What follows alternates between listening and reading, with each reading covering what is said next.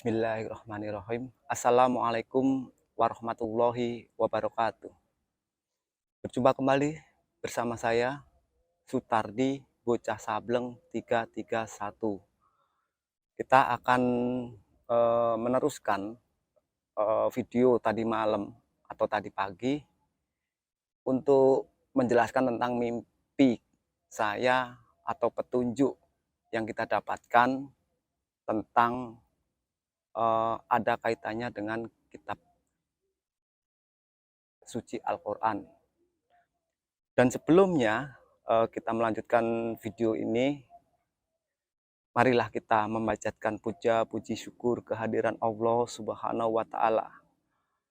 Pada hari ini kita masih diberi kesehatan jasmani dan rohani, bisa menunaikan aktivitas, dan semoga pada hari ini dan besoknya kita mendapatkan hidayah dan inayah karomah dari Allah Subhanahu wa Ta'ala. Dan tidak lupa pula sholawat dan salam kita tujukan kepada baginda Rasulullah Nabi Muhammad SAW. Semoga pada hari ini kita mendapatkan syafaatnya, mendapatkan jalan yang lurus dengan jalan yang benar, seperti halnya Allah memberikan petunjuk kepada baginda Rasulullah Nabi Muhammad SAW dengan pedoman kitab ayat suci Al-Quran, dan yang didakwahkan atau disiarkan oleh para sahabat-sahabat Nabi dan disiarkan oleh para syekh, waliullah, kiai, syekh, dan sebagainya.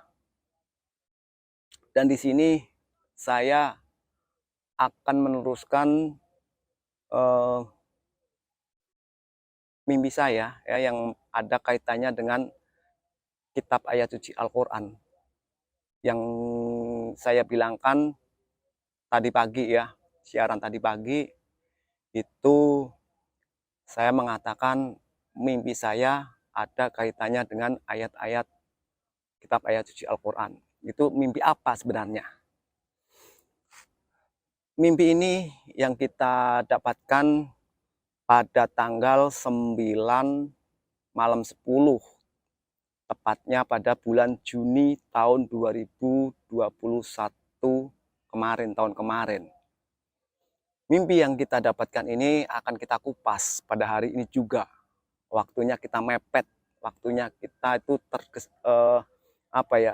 terbatas karena waktu yang kita dapatkan ini adalah untuk mengingatkan kepada saudara-saudara kita, terutamanya umat Islam. Kita lanjutkan, yaitu mimpi pada tanggal 10 bulan Juni tahun 2021 kemarin, yaitu saya memimpikan ada suatu masjid, itu warnanya hijau. Di situ banyak sekali umat-umat Islam yang ada di serambi masjid itu. Banyak sekali, ada seorang wanita, ada seorang anak-anak, dan ada seorang bapak-bapak yang sedang beristirahat, kelihatannya seperti itu.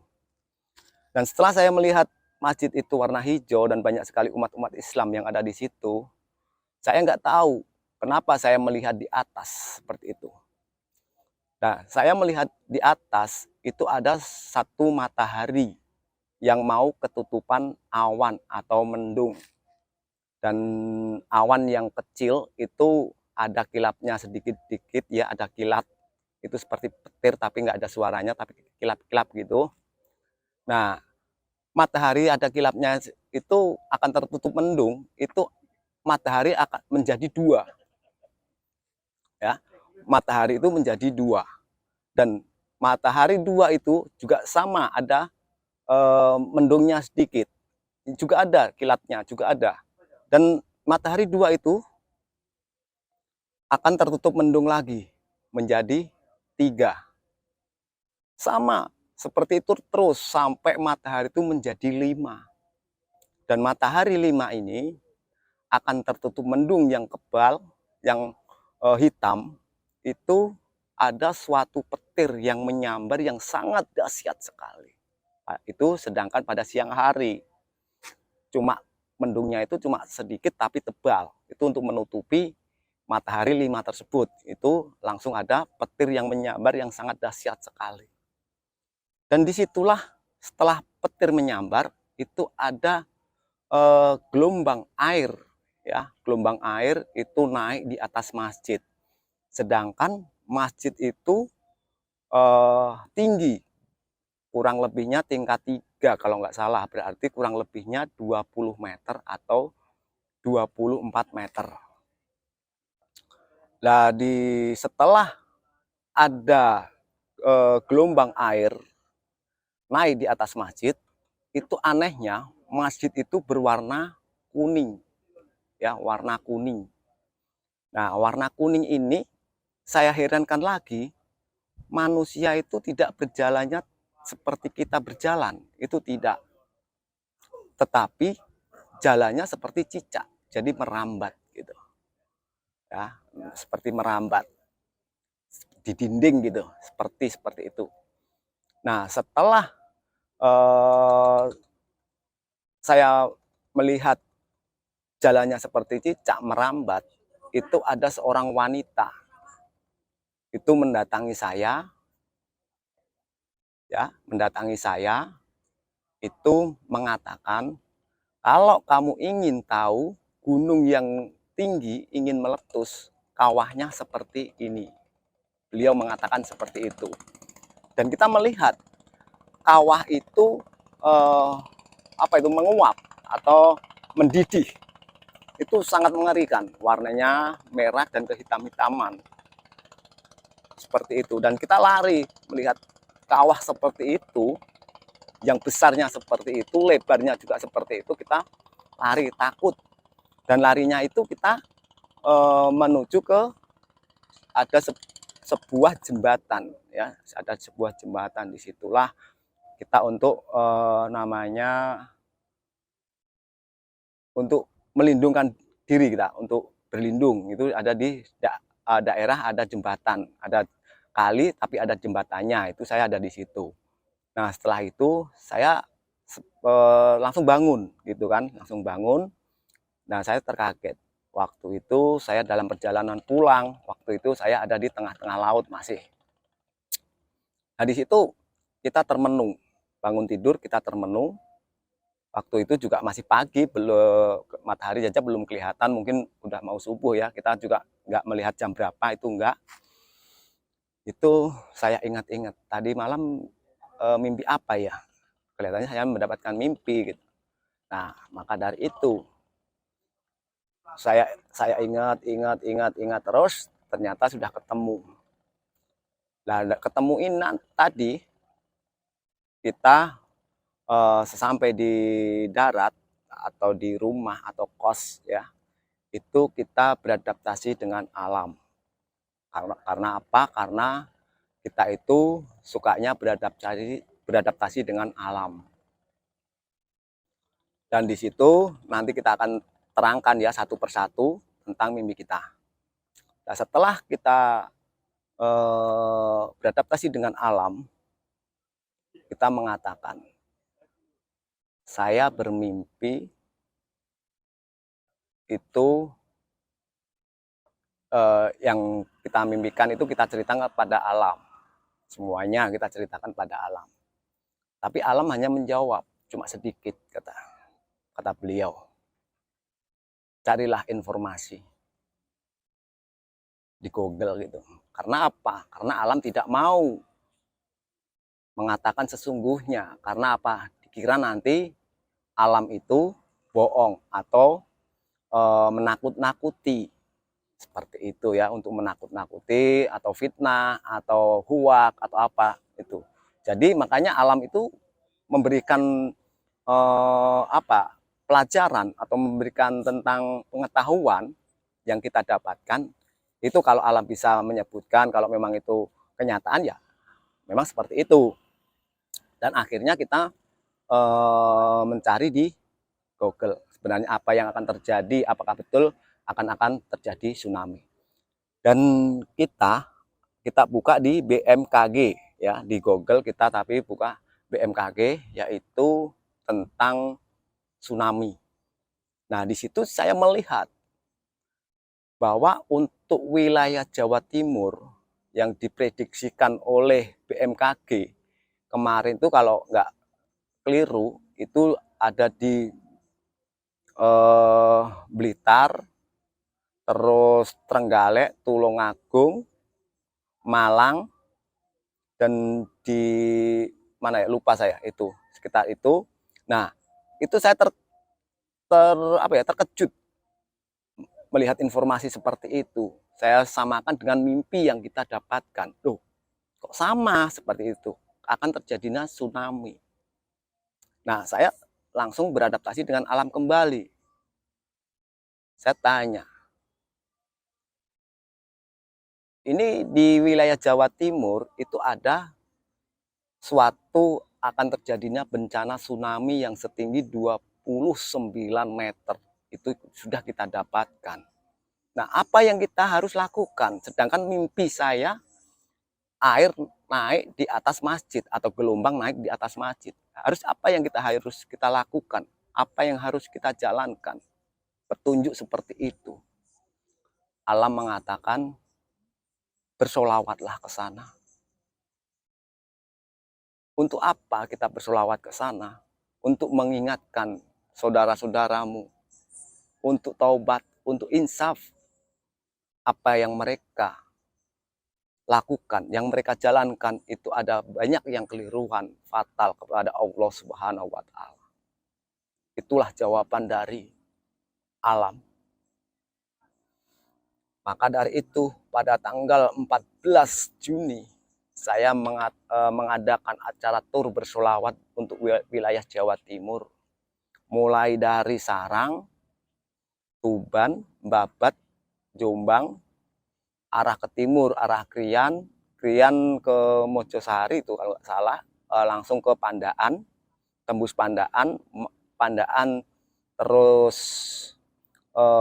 Malang, lalu Blitar, Tulungagung, Trenggalek, arah Trenggalek menuju ke Pacitan Kota. Pacitan Kota kita istirahat dulu di saudara kita. Di sana kita punya saudara, yaitu nenek dari istri saya yang terakhir, itu dari Nglorok Pacitan, yaitu dari pesisir selatan. Di situ saya istirahat 1 hari 1 malam.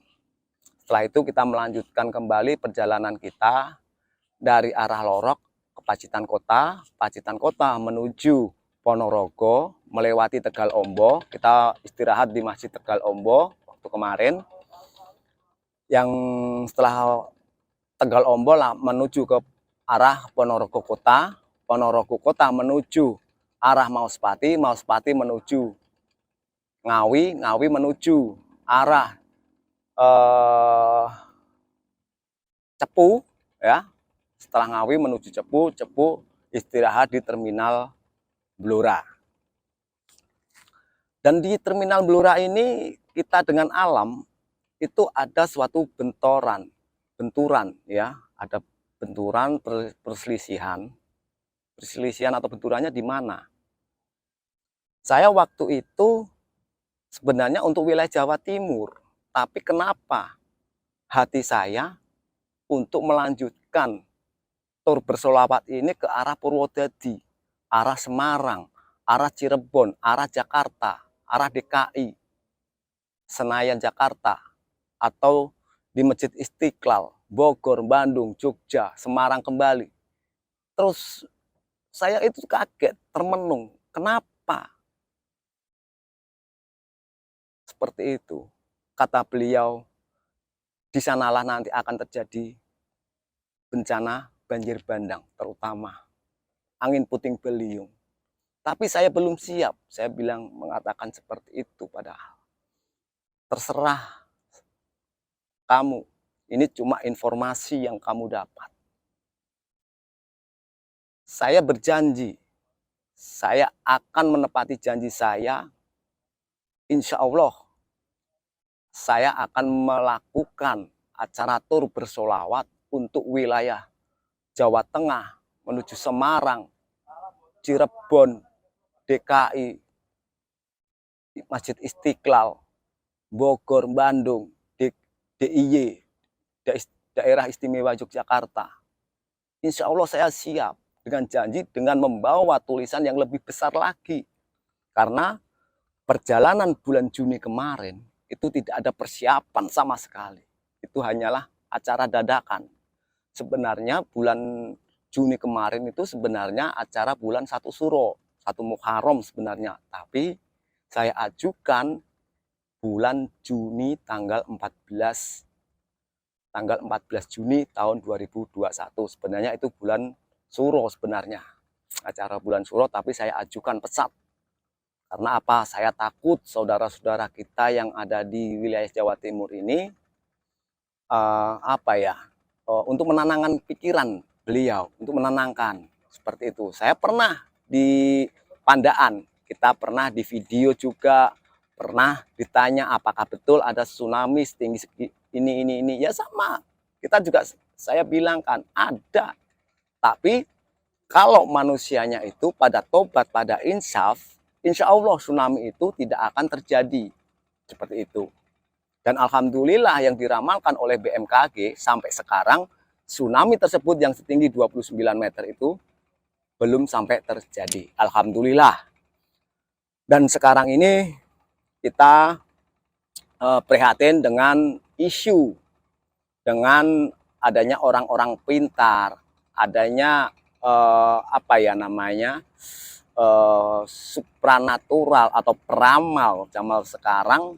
Dan apalagi BMKG juga memprediksi adanya tsunami yang setinggi 34 meter.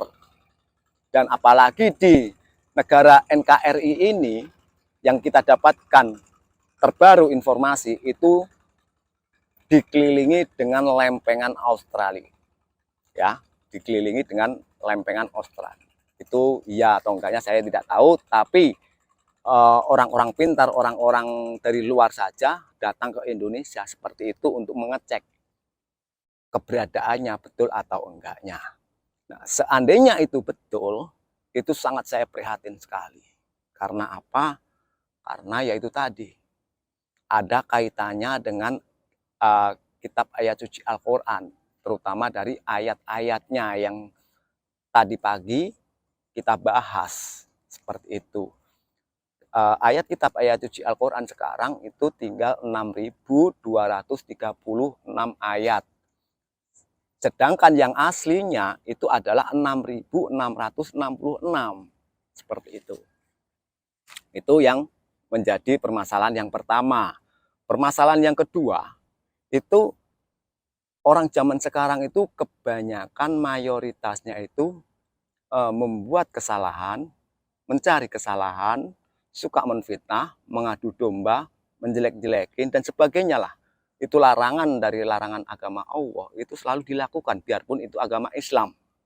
Saya sangat prihatin sekali ini sebenarnya. Maka dari itu, marilah kita untuk merubah sifat dan sikap kita untuk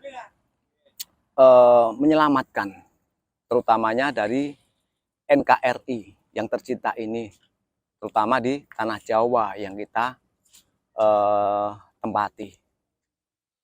Maka dari itu saya mohon kepada terutamanya pada umat Islam, marilah kita untuk merubah sikap, dan yang terutama untuk merubah kitab ayat suci Al-Quran 6.236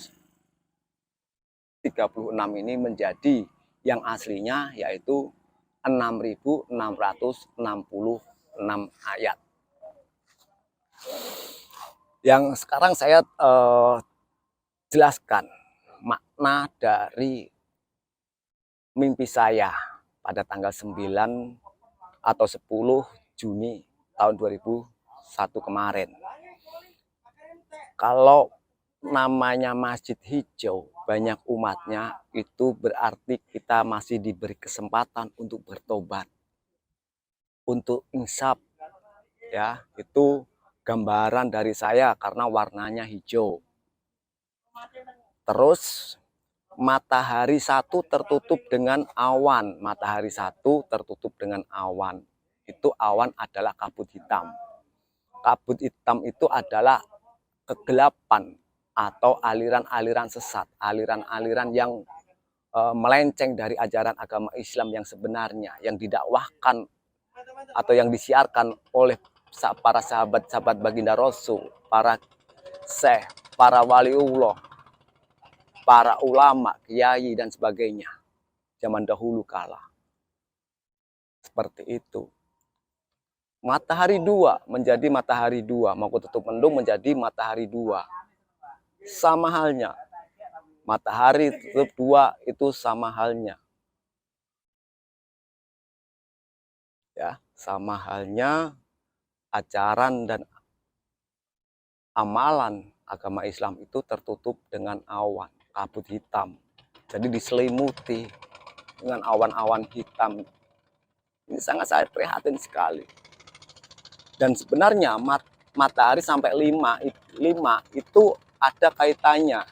Pertama, ya itu ada rukun Islam. Ya, ada rukun Islam. Itu diselimuti oleh awan karena matahari itu adalah simbolnya kecerahan, simbolnya kehidupan kita. Yaitu kalau di ajaran agama Islam, yaitu tentang ajaran agama Islam yang 5, yaitu rukun Islam, dan yang kedua adalah sholat fardu 5 waktu atau 17 rakaat 1 hari 1 malam. Nah, disitulah maka dari itu jangan sampai matahari 5 ini tertutup dengan awan yang hitam atau kabut yang hitam. Kalau kabut yang hitam ini bisa kita singkirkan, berarti gelombang air yang setinggi di atas masjid itu tidak akan terjadi.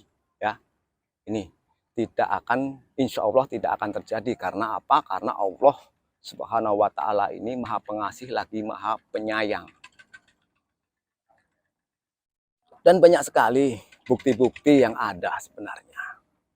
Ya, yang kita dapatkan dari tsunami, dari Aceh, dari Palu, dari gempa bumi yang ada di Bantul waktu dulu. Itu sebenarnya kita bisa untuk contoh seperti itu. Warganya bagaimana yang kena tsunami, kanan kirinya sifat-sifatnya kayak apa, di Palu, di Aceh, terus gempa bumi di Bantul, itu masyarakatnya kayak gimana. Itu sebenarnya kalau kita bisa untuk membuat contoh pada kita itu, benarnya. Tapi apa sekarang? Yang dikejar adalah harta, harta, harta, dan harta. Begitu. Dan setelah itu, namanya, setelah mimpi gelombang air naik di atas masjid, itu adalah tsunami, betul-betul tsunami. Kalau setelah gelombang masjid itu, gelombang air itu di atas masjid, itu adalah tsunami. Terus setelah gelombang naik di atas masjid, masjid itu menjadi kuning. Nah, kuning ini saya artikan dan saya maknakan dengan pengetahuan tentang Jawa. Kalau kuning ini adalah pagebluk atau wabah penyakit. Nah, ini pagebluk atau wabah penyakit akan datang lagi ke negara kita, yaitu di negara NKRI yang diserang terutamanya umat Islam. Itu dari yang kita dapatkan, ya, yang diserang adalah terutamanya umat Islam yang tidak ingat kepada Allah dan yang melupakan ayat-ayat Allah. Maka dari itu, besok insya Allah kita akan beradaptasi dengan alam, akan memberikan contoh-contoh dengan ajaran agama Islam dengan ilmu beradaptasi seperti itu. Dan itu adalah warna kuning, itu adalah pagebluk atau penyakit.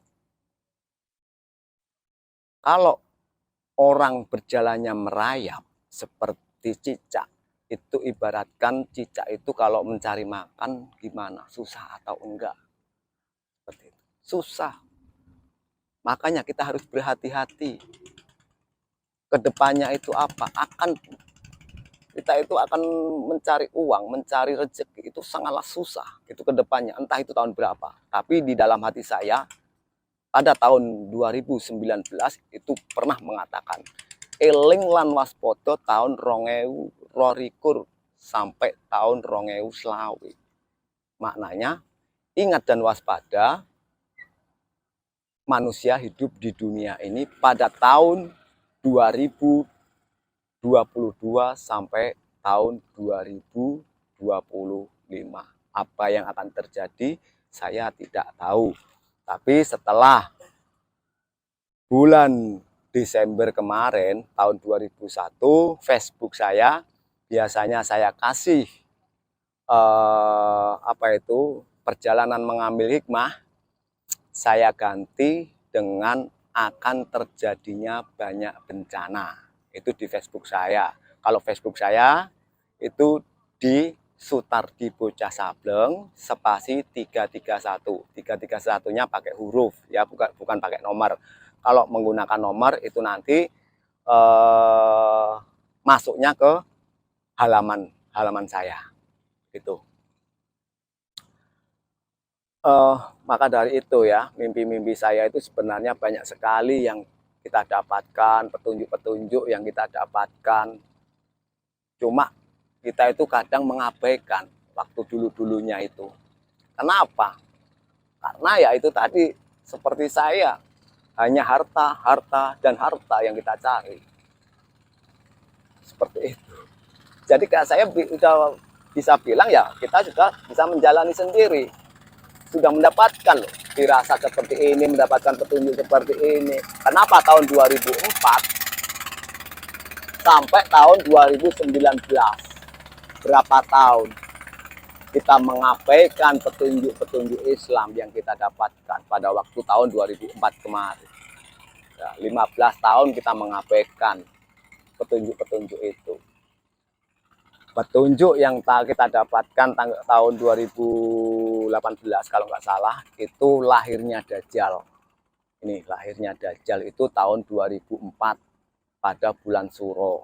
Nah, kalau di sejarah tahun Islam itu tahun berapa saya nggak lihat, tapi tahun 2004 bulan Suro itu lahirnya Dajjal.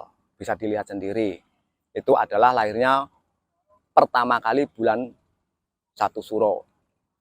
Dan selisihnya 3 bulan, yaitu Suro, Safar, dan Mulut. Nah, Mulut ini ada kelahiran, yaitu lahirnya Imam Mahdi. Ya, ini lahirnya Imam Mahdi. Saya nggak tahu Imam Mahdi itu siapa, saya nggak tahu. Tapi kok kabar kononnya Imam Mahdi ini meluruskan ajaran amalan agama Islam yang sebenarnya. Kita tunggu-tunggu sebenarnya Imam Mahdi ini. Kita tunggu-tunggu. Apakah betul ajaran dan amalan yang dilakukan oleh baginda Rasulullah Nabi Muhammad SAW kepada para sahabat-sahabatnya ini, jumlah ayat dari kitab ayat suci Al-Quran ini adalah 6.666 atau bukan. Saya ingin sekali kita dapatkan Imam Mahdi itu. Tapi apa? Kita tunggu-tunggu, beliau belum nongol juga. Belum keluar juga Imam Mahdi. Sedangkan 2004 sampai tahun 2022 sekarang ini sudah 18 tahun. Beliau sudah besar sekarang. Kenapa beliau tidak hadir?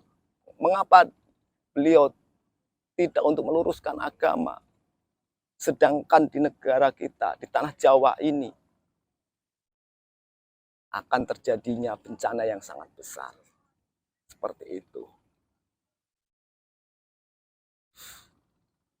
Saya kemarin melakukan acara tur bersolawat, juga saya masih ingat ya, kepada hamba-hamba Allah yang masih memberikan kepercayaan kepada kami,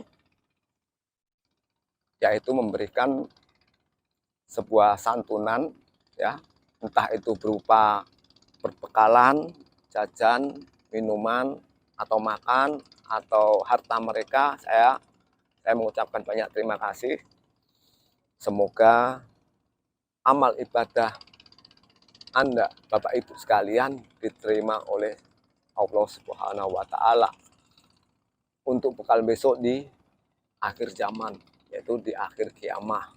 Cita-cita kita atau keinginan kita yaitu surga, ya, di alam surga, bukan alam neraka, ya, karena alam neraka itu orangnya cantik-cantik katanya, seperti itu. Dan saya akan tadi sudah selesai, ya, gunung meletus, ya, saya masih ingat. Saya tadi sudah mengatakan ada seorang wanita itu mengatakan kepada saya kalau gunung yang tinggi itu akan meletus, kawahnya seperti ini. Nah, itu pada bulan Juni Juli itu juga kita temukan di hati saya. Di hati saya ini mengatakan di Gunung Semeru akan terjadi apa sebenarnya di Gunung Semeru ini? Apakah Gunung Semeru yang akan meletus? Kita ambil Gunung Semeru, kita mencari informasi di Google. Itu Gunung Semeru itu sudah lama banget nonaktif. Nggak mungkin, saya bilang gitu. Wong sudah nggak lama nggak aktif, sekarang kok aktif kan gitu. Nggak mungkin lah kita sebenarnya seperti itu. Tapi dalam kata hati itu mengatakan Semeru, Semeru, Semeru, Semeru terus gitu. Tapi saya juga nggak percaya seperti itu.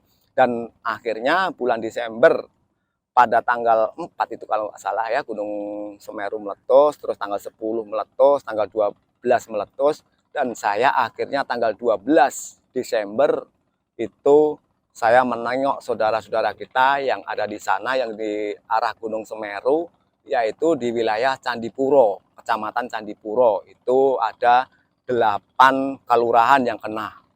Kita menuju ke sana, pertama untuk silaturahmi, yang kedua untuk membantu. Tetapi ternyata dari sana sampai sana kita nganggur. Di sana itu kita tidak bisa untuk membantu saudara-saudara kita, terutama yang kena musibah letusan dari Gunung Semeru tersebut. Karena apa? Karena kita perorangan, kita pribadi gitu. Zaman sekarang itu harus mempunyai komunitas, terus komunitas, paguyuban, organisasi, terus gitu, ya. Yang penting itu ada rombongannya gitu. Itu kalau untuk perorangan itu tidak bisa masuk untuk menjadi relawan. Nah, itu anehnya di situ kita. Dan kita di sana juga nganggur, ya, lebih baik saya 2 hari 1 malam di sana. Makanya saya lebih baik daripada menganggur, lebih baik kita kembali lagi ke daerah sarang, di tempat kita bekerja, yaitu di nelayan. Ya, ini belakang kita ini, ya. Di belakang kita ini adalah tempat kerja kita.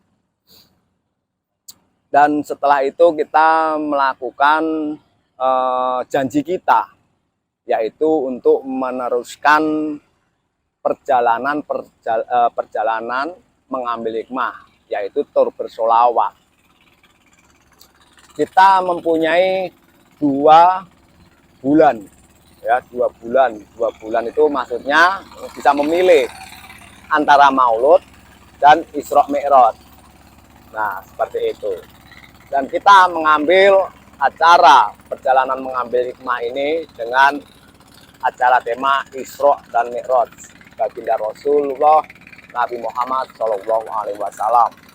Itu untuk wilayah setarnya kemarin pada tanggal 22 Februari tahun 2022. Itu setar awalnya dari Taman Kartini Rembang menuju arah barat, menuju Cirebon, Semarang, Cirebon, Bekasi, langsung ke ke Istiqlal, Masjid Istiqlal Jakarta. Itu finish yang pertama. Finish pertama saya sangatlah nangis sampai di Masjid Istiqlal. Saya sebesar ini ya, 43 tahun baru menginjak kaki saya untuk bersolat berjamaah di Masjid Istiqlal itu baru pertama kali saya. Dan di situ saya menangis. Ya Allah, begitu megahnya masjid ibu kota ini. Begitu indahnya Masjid Istiqlal ini. Kenapa engkau akan porak-porandakan dengan air? Seperti itu saya. Apakah betul seperti itu? Dan disitulah kita tidak bisa menahan tangis, kesedihan, menahan tangis, keharuan kita. Rencana saya tinggal di Masjid Istiqlal itu kurang lebih 1 minggu sebenarnya. Tapi dengan tangis kita tidak bisa meredakan.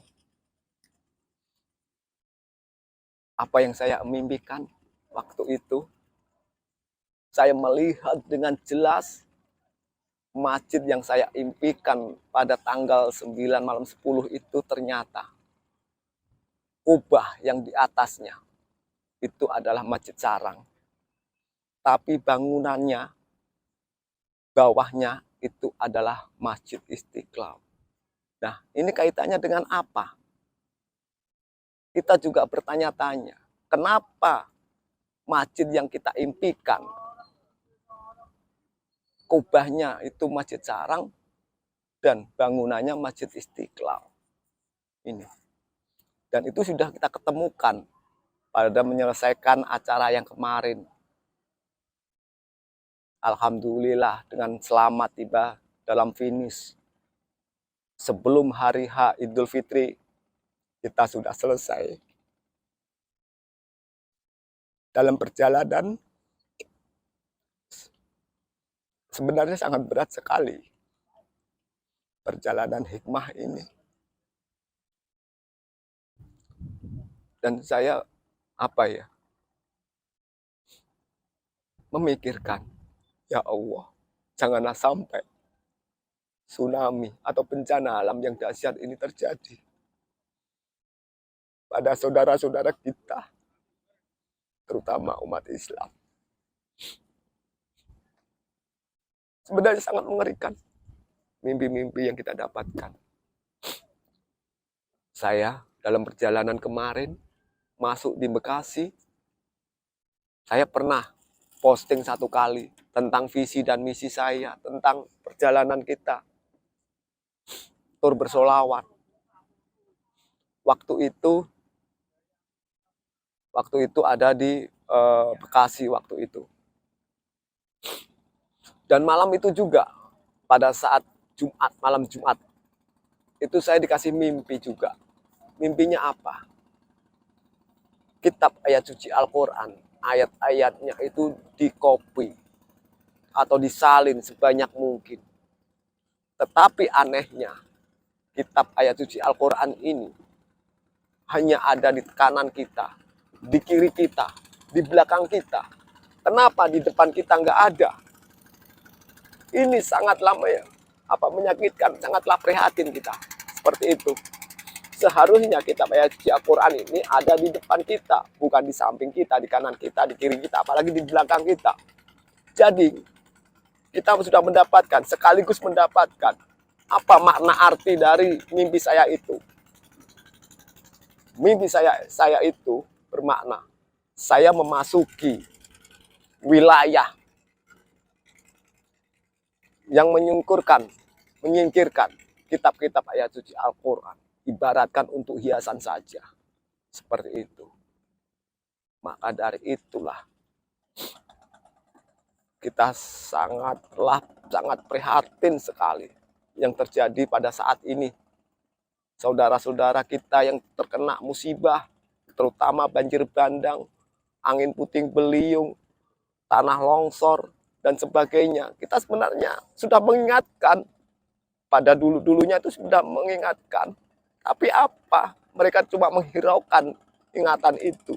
Cuma menghiraukan, mengejek.